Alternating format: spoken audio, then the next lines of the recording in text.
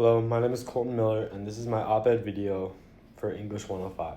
And today I'm going to be talking about a trend that has quietly changed our lives exponentially, and that is overconsumption. So what began as just a convenience shift, trying to cause faster and quicker upgrades and be able to access purchases quicker, has become a whole new culture identity, which is centered around constant buying, constant upgrading, and just constant wanting more things and just a desire for trying to stay caught up. Because this overconsumption is no longer just an occasional behavior, now in our culture it's a daily lifestyle, and it impacts how we think, how we spend our money, how we live, and just overall how we save our money and what that money is going towards.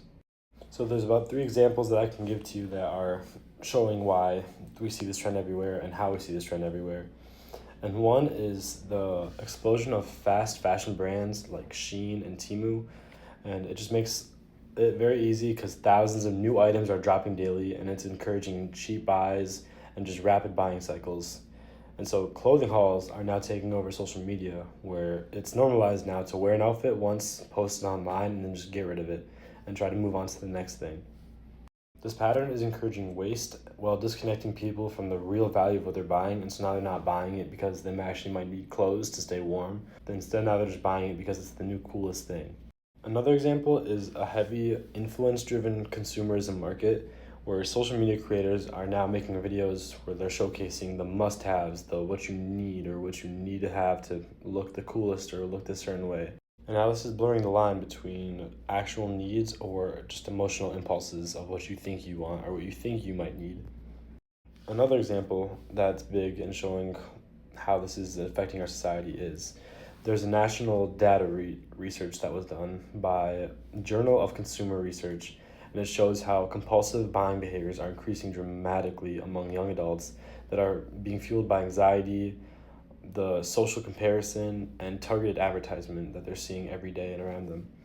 And so at the same time, environmental studies show that consumer waste is growing like crazy, with mainly clothing products and a lot of electronics too that are just getting tossed, and now it's reaching record highs. And this matters a lot because it's affecting more than just your bank account. It's affecting mental health, our environment, and the overall sense of fulfillment, where now people are chasing short-lived satisfaction instead of building actual meaningful connections with themselves and just actual stability.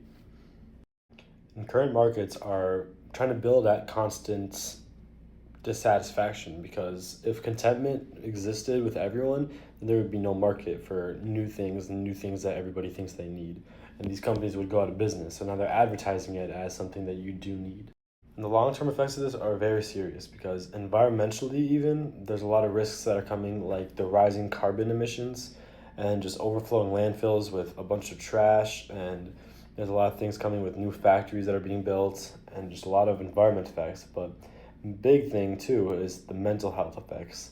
It's causing debt, identity that's tied to materialism, and socially it distances people from intentionally living and financial literacy. Instead, they're just spending all their money on whatever they need, and they're not thinking twice about if it's a good idea or not.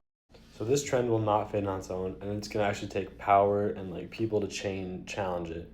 And so my call to action is, it does not require extreme minimalism and just not buying anything at all, but it just simply requires consciousness and just actually asking why am I doing this? Buying it with intention. Even going as far as to repairing things instead of just buying a new one. Like, say I have a hole in my sweatshirt that's $80, and instead of just trying to buy a new one right away, maybe I can sew it back together or just stuff like that. You just have to recognize that self-worth is not measured by possessions, and that companies will all profit from our impulses. And so resisting them is an act of personal empowerment, not finding empowerment from these items. So next time before you purchase, or next time before I purchase, I'm just going to think, why am I buying this? Is it actually adding value to my life, or is it just simply fulfilling a short moment of satisfaction or boredom?